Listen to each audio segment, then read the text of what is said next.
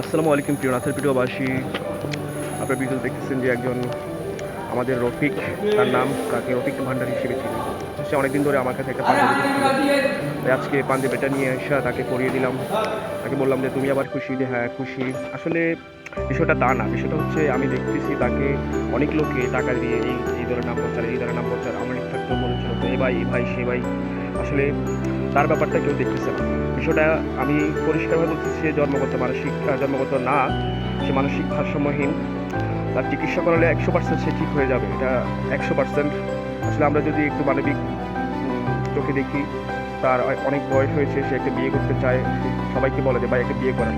আসলে আমি তার ফ্যামিলির সাথে কথা বলে আসলে এই ব্যাপারটা একটু ইয়ারলি তাকে চিকিৎসা করানোর একটা ব্যবস্থা করা দরকার।